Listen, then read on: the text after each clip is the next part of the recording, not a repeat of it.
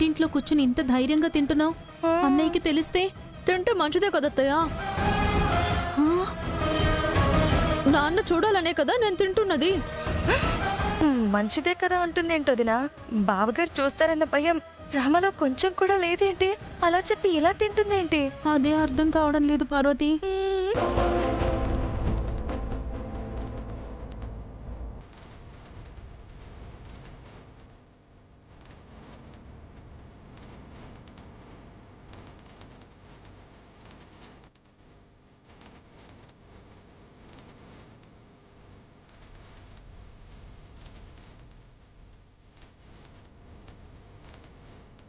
పెద్దమ్మ చూసావా, రామ తింటుంది. ఎప్పుడైనా తింటావు కదా నువ్వు?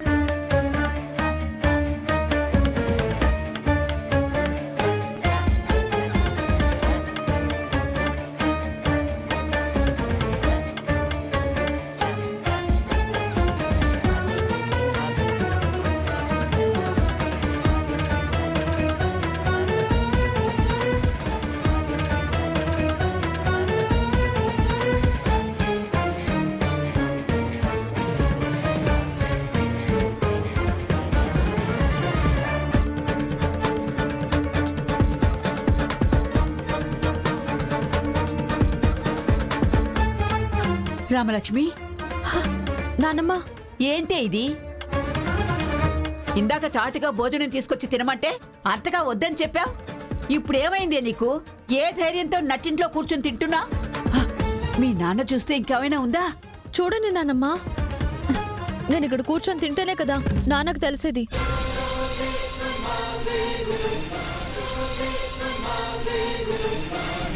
చాటుగా తింటే ఎలా తెలుస్తుంది? రమా,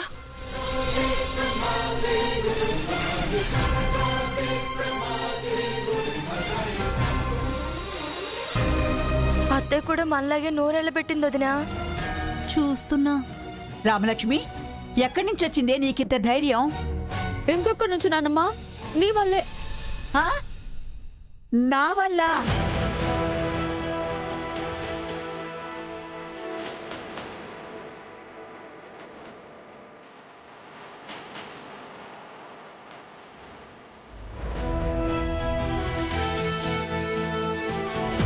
నాకు లేని ధైర్యం నీకెక్కడి నుంచి వచ్చిందే? నటించకు నానమ్మ, నాకంతా తెలుసులే. ఏం తెలిసే? నువ్వు నాన్నతో మాట్లాడిందంతా నేను విన్నాను.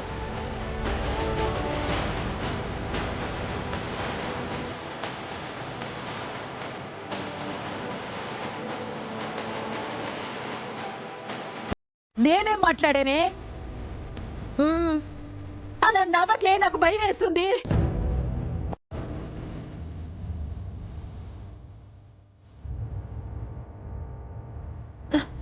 పిన్ని, పెరుగుందా? గడ్డ పెరుగుంది. గడ్డ పెరుగంటే నాన్నకి చాలా ఇష్టం. వేయినా? ఆహా, వద్దు, నేను వేసుకుంటా.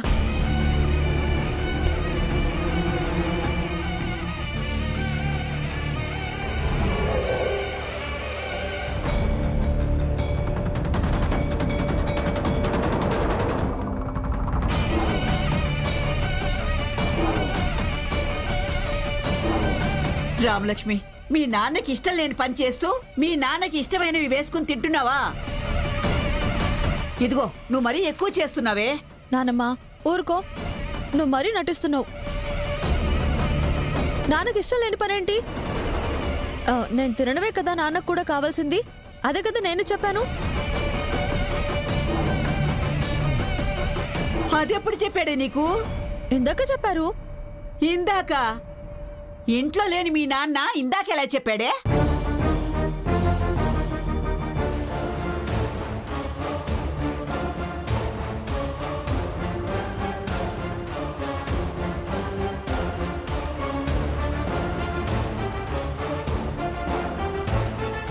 ఏంటి, ఇంట్లో లేరా?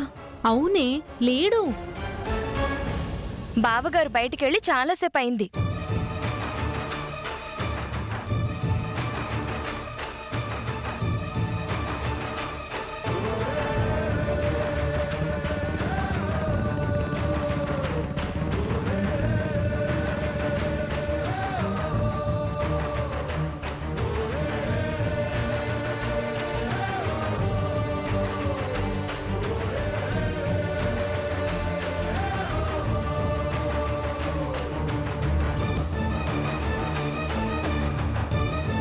అదిగో ఇప్పుడే వచ్చినట్టున్నారు.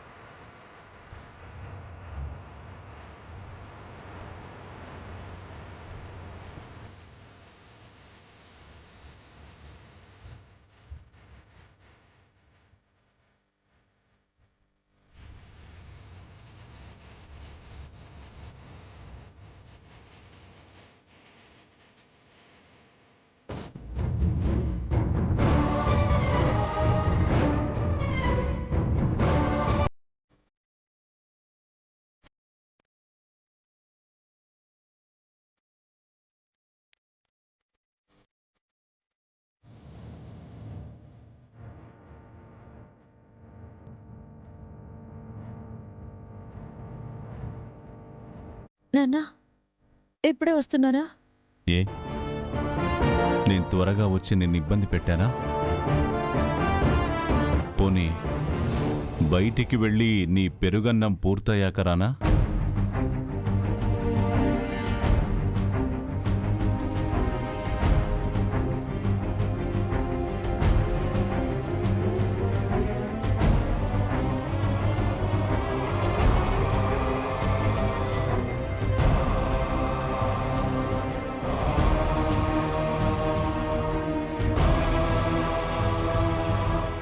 చూసావా అమ్మా, నా కూతురు నడి ఇంట్లో ఎంత ధైర్యంగా తింటుందో.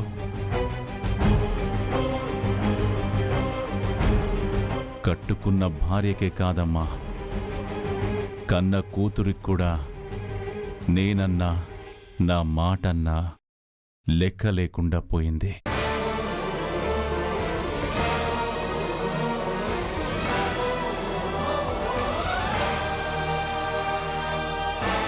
నాన్న నువ్వు పచ్చి మంచినీళ్ళు కూడా ముట్టలేదురా. ఒక 2 ముద్దలైనా తినరా. ఒక రోజంతా తిండి తినద్దు అని నా కూతురికి నేను శిక్ష వేశానమ్మా. రామ ఆకలితో ఉంటే నేను ఎలాగమ్మా తిండి తినగలను?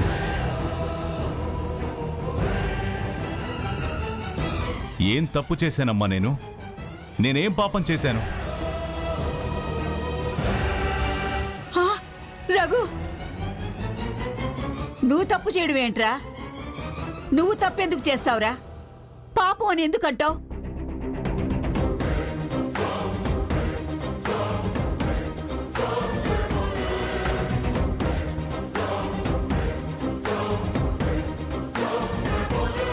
నువ్వు పుణ్యాత్ముడివిరా, ఊరందరికీ ఆదర్శవంతుడివి. ఊళ్ళో ప్రతి ఇంట్లో రఘురామ్ లాంటి బిడ్డ ఉండాలి అనుకుంటారా? కానీ నా ఇంట్లో రఘురాం ఉండకపోయుంటే బావుండును అనుకుంటున్నారు కదమ్మా చాలా మంది. రఘు,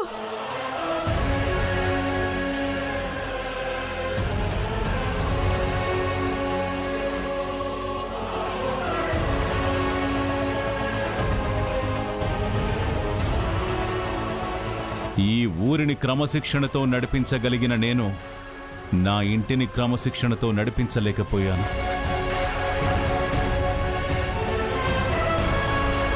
ఆఖరికి నా కూతురికి కూడా నేను లెక్కలేని వాణ్ణైపోయానమ్మా. నాన్న నిజంగా నాన్న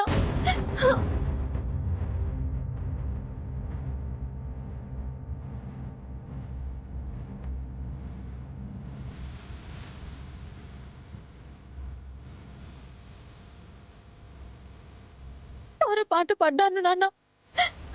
నా ఏమరు పాటు వల్ల నేనేదో తప్పు చేశాను నాన్న. నేనేదో విని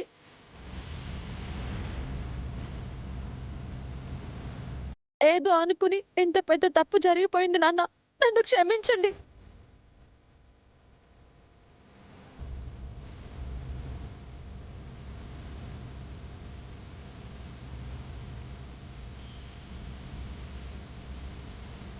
అవును రఘు, ఇంతకు ముందు నేను ఎంత బతిమలాడినా తిన్నో అంది. ఇప్పుడేమైందో ఏమో ఇలా చేసిందిరా. చిన్నపిల్ల తెలియక పొరపాటు చేశానని చెప్తుంది కదరా. నా మీద ఒట్టు నాన్న. మీ మాట పక్కన పెట్టాలన్న ఉద్దేశం నాకు అస్సలు లేదు నాన్న. కావాలంటే మీరిప్పుడు ఏ శిక్ష వేసినా నేను శిరస వహిస్తాను.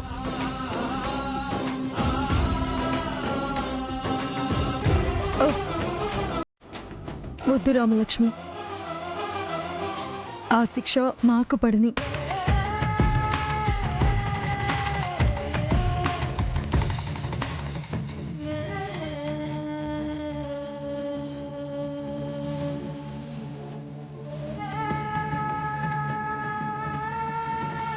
అవును రామా, నువ్వే తప్పు చేయలేదు.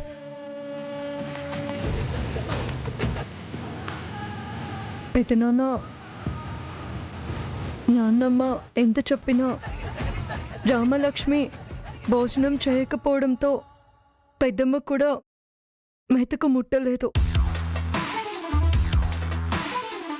రామలక్ష్మి భోజనం చేస్తే పెద్దమ్మ కూడా చేస్తుందనే ఉద్దేశంతో నేను నాన్నమ్మలా శ్రీను మీలా మాట్లాడినట్టు నటించాము.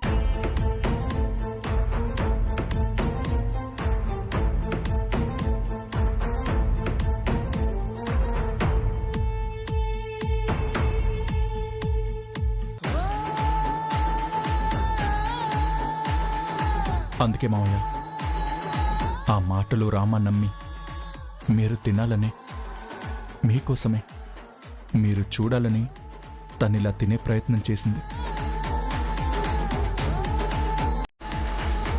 తన తప్పేం లేదు మావయ్య, తప్పంతా మాదే.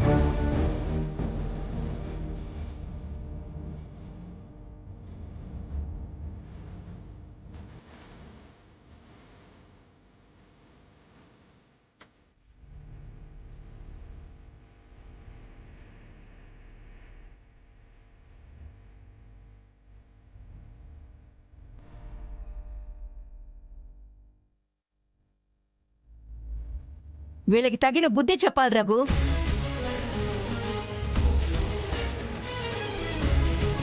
అనవసరంగా అన్యాయంగా రామలక్ష్మిని అపార్థం చేసుకునేలా చేశారు. నా వాళ్ళు తప్పు చేస్తే దండిస్తాను, ఒప్పు చేస్తే దగ్గరికి తీస్తాను. కానీ నా దృష్టిలో చచ్చిన వాళ్ళని, నాకు ఏమీ కాని వాళ్ళకి నేనేం బుద్ధి చెప్తానమ్మా? నాకేం అవసరం?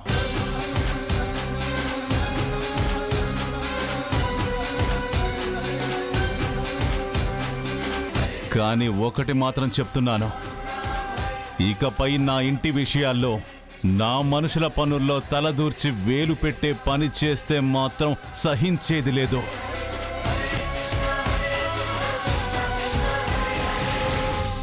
జాగ్రత్త.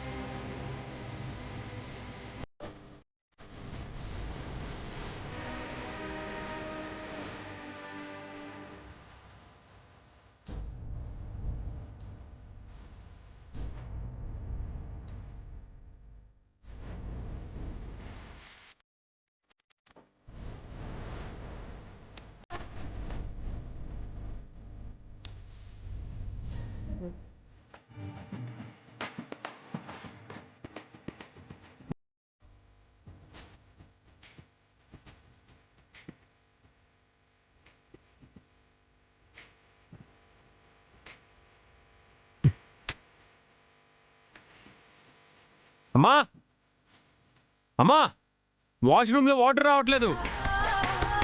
అస్మిత అత్తయ్య అత్తయ్య ఏంటమ్మా వాళ్ళు ఎందుకలా బంద్ చేసావు? పైన శౌర్య స్నానానికి వెళ్ళినట్టున్నాడు. నీళ్లు రావట్లేదని కేకలేస్తున్నాడమ్మా. ఆ కేకలు వినాలని ఈ వాల్ ఎలా బంద్ చేశాను అత్తయ్య. ఆ వాల్వ్ తిప్పు. అయ్యో అత్తయ్య, మీ అబ్బాయిని నా వైపు తిప్పుకోవాలని దీన్ని ఇలా తిప్పి పెట్టాను. మళ్ళీ మీరేమో అలా తిప్పమంటున్నారు. ఆయన నా వైపు ఎలా తిరుగుతారు చెప్పండి? కరెక్టే కానీ ఇప్పుడు వాడి పరిస్థితి ఏంటమ్మా? అమ్మా అమ్మా వాటర్ తీసుకురా. సరేరా తెస్తున్నా. పర్ఫెక్ట్. నీళ్లు తెమ్మని మీకు చెప్పాడా? ఆ తీసుకొని నేను వెళ్తాను అత్తయ్య. ఆహా ఈ అస్మిత టాలెంట్ ఏంటో చూపిస్తాను ఇప్పుడు మీ అబ్బాయికి. అర్థమైందమ్మా. బకెట్తో వెళ్ళి వాణ్ణి బుట్టలో కాదు బకెట్లో పడేస్తావు అంతేగా? కరెక్ట్ గా గెస్ట్ చేశారు అత్తయ్య. కనిపించరు గాని మీలో చాలా టాలెంట్ ఉంది. థ్యాంక్ యూ అమ్మా, థ్యాంక్ యూ. అలాగే నీకు all the best Asmita. Thank you అత్తయ్య. వెళ్ళు వెళ్ళు, లేట్ అయిపోతుంది.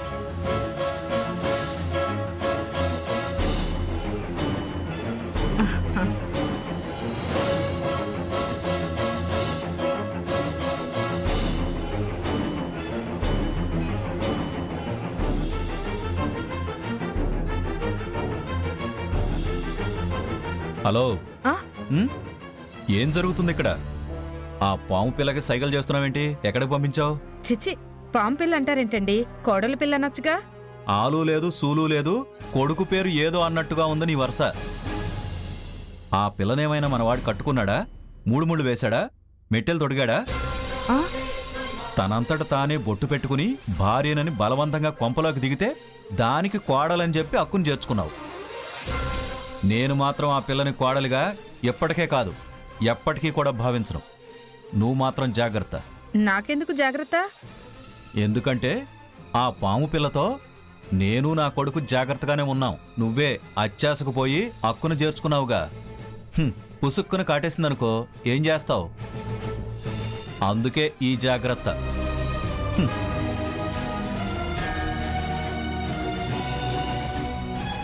ఆ పిల్ల నన్ను కాటు వేసేది కాదు, మనల్ని కోటీశ్వరుల్ని చేసేది.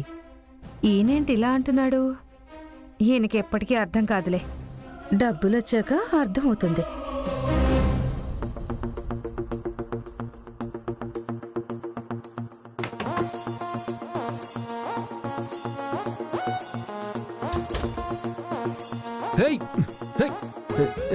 నువ్వేం చేస్తున్నావు ఇక్కడ? నీళ్లు. నేను మా అమ్మ నీళ్లు తెమ్మన్నాను, నిన్ను కాదు. నేను మా ఆయన కోసమే నీళ్లు తెచ్చాను. ఆయన ఎవరు? ఎక్కువ అతి చేయకు, నువ్వు బయటికి వెళ్ళు. అయినా నీళ్లు తెస్తే బయట నుంచి అందివ్వాలి, ఇలా లోపలికి వచ్చేకూడదు. ముందు వెళ్ళు. పర్లేదు భర్త గారు. భర్త స్నానం చేసేటప్పుడు భార్య లోపలికొస్తే తప్పే లేదు. నీకు మళ్ళీ మళ్ళీ చెప్తున్నాను, వెళ్తావా లేదా? మీకు స్నానం చేయించే వెళ్తాను.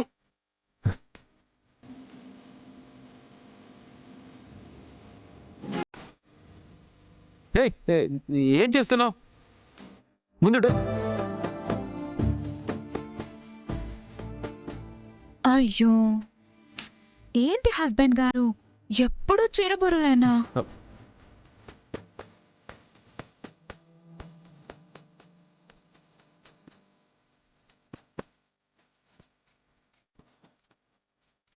పాపం, మీకు యాక్సిడెంట్ ఇంటికొచ్చి ఒళ్ళు నొప్పులతో బాధపడుతుంటారు కదా.